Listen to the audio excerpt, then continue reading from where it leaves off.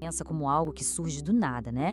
Quase como um raio em céu azul, uma coisa que simplesmente acontece. Mas e se na verdade for o final de uma longa jornada? Um processo que começa de um jeito invisível, na nossa interação com o mundo, e vai descendo, descendo, até chegar no nível atômico. Nessa análise, a gente vai mapear justamente essa rota oculta, desde o primeiro passo até o destino final. Essa é a pergunta de $1 milhão, não é mesmo? Onde é que a doença começa de verdade?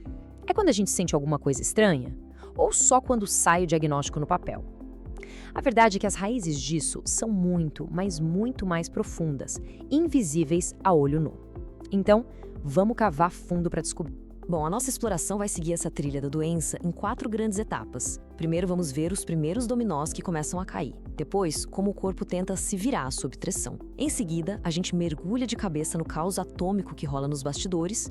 E, por fim, como tudo isso leva a um colapso geral do sistema.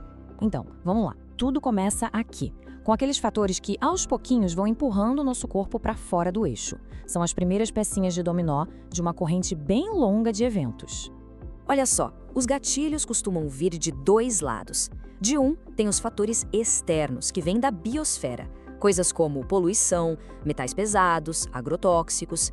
Do outro lado, os fatores internos, que são mais psicossociais e ligados ao nosso estilo de vida, né? Dieta, falta de exercício, estresse. O ponto central aqui é que quase nunca é uma coisa só. Geralmente, é uma combinação bem complexa de tudo isso que começa a empurrar os dominós. Tá, mas como é que o corpo reage a essa pressão toda o tempo inteiro? Ele é uma máquina de adaptação, isso é fato.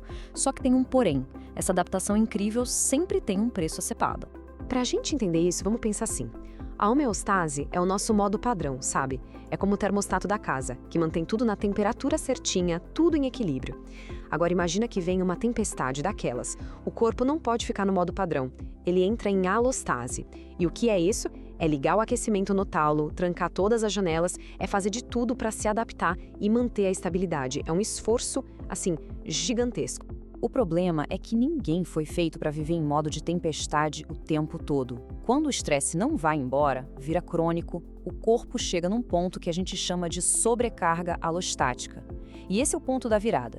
É quando o esforço para se adaptar começa a causar mais estrago do que o estresse original. O sistema começa literalmente a se desgastar. E aí, a gente entra na fase de exaustão. O sistema de defesa do corpo, que normalmente nos protegem, ficam sobrecarregados. Sabe, nossas enzimas que combatem danos, os mecanismos que reparam nosso DNA, eles simplesmente não dão mais conta do recado. O corpo fica totalmente vulnerável. Agora, a gente vai dar um zoom, mas um zoom profundo mesmo. Com as defesas do corpo lá embaixo, a gente sai da visão macro e entra no mundo invisível dos átomos. É aqui que a verdadeira faísca da doença se acende. E aqui estão os grandes vilões da história, os radicais livres. Pensa neles como ladrões em nível atômico. Eles são instáveis, então, para se estabilizar, eles roubam elétrons de qualquer molécula que estiver por perto. Isso acaba gerando uma reação em cadeia super destrutiva que vai danificando as estruturas mais importantes das nossas células. Pois é, essa roubalheira dos radicais livres acaba disparando um efeito dominó com 4 grandes consequências. O primeiro dominó é o estresse oxidativo. Ele cai e derruba o próximo, a glicação, que é quando o açúcar danifica nossos tecidos. Isso, por sua vez, acende o fogo da inflamação crônica, que no fim das contas bagunça todo o nosso sistema imunológico. Vamos dar uma olhada de perto nesses AGEs, que são um resultado direto da glicação. É como se o açúcar fosse caramelizando as proteínas do corpo, tipo colágeno. Isso faz com que nossos tecidos, como a pele e as artérias, fiquem duros, rígidos, quebradiços. E esse processo não só acelera o envelhecimento, como também joga mais lenha na fogueira da inflamação. E essa conexão é crucial. O estresse oxidativo basicamente aperta um interruptor mestre da inflamação dentro das nossas células. Quando esse interruptor é ligado, ele libera um verdadeiro exército de moléculas inflamatórias que, de forma silenciosa, vão causando um estrago enorme no nosso metabolismo.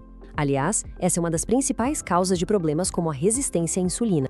Bom, com todo esse caos acontecendo lá no nível atômico, é só uma questão de tempo até que o dano comece a aparecer numa escala maior, uma escala que a gente consegue ver. No nível da célula, o dano acontece em estágios. No comecinho, a célula pode inchar, meio que como um pedido de socorro. É um dano que ainda dá para reverter. Mas se o ataque continua, ela cruza uma linha, um ponto sem volta. E a partir daí, o dano é irreversível e o destino da célula, infelizmente, é a morte. E um dos sistemas que mais sofre com isso é o nosso intestino. Aquela barreira que deveria nos proteger começa a falhar, a se romper. E isso permite que toxinas, partículas de comida mal digerida comecem a vazar para a corrente sanguínea, o que dispara uma resposta imune e inflamatória no corpo inteiro. Isso tudo revela um conceito fascinante. O corpo funciona como uma rede toda interligada, o tal do interactoma humano. Nada acontece de forma isolada. Um problema no módulo do metabolismo pode criar uma onda de choque que vai afetar o módulo da saúde do cérebro. É exatamente por isso que condições que parecem não ter nada a ver uma com a outra, tipo diabetes e Alzheimer, estão tão frequentemente ligadas. Então, vamos recapitular essa jornada toda. Tudo começa com a exposição a fatores de estresse, o que leva à sobrecarga do sistema. Isso acende a faísca da instabilidade atômica, que gera um grande desequilíbrio metabólico. A partir daí, a gente começa a ver a lesão celular, que já é um dano visível. E, finalmente, temos a manifestação de uma doença que pode ser diagnosticada. É um processo, um passo a passo contínuo. Essa analogia aqui, olha, resume tudo de forma perfeita. A saúde é um oceano calmo, em equilíbrio. A doença começa com uma perturbação minúscula, lá nas moléculas de água, que são os radicais livres.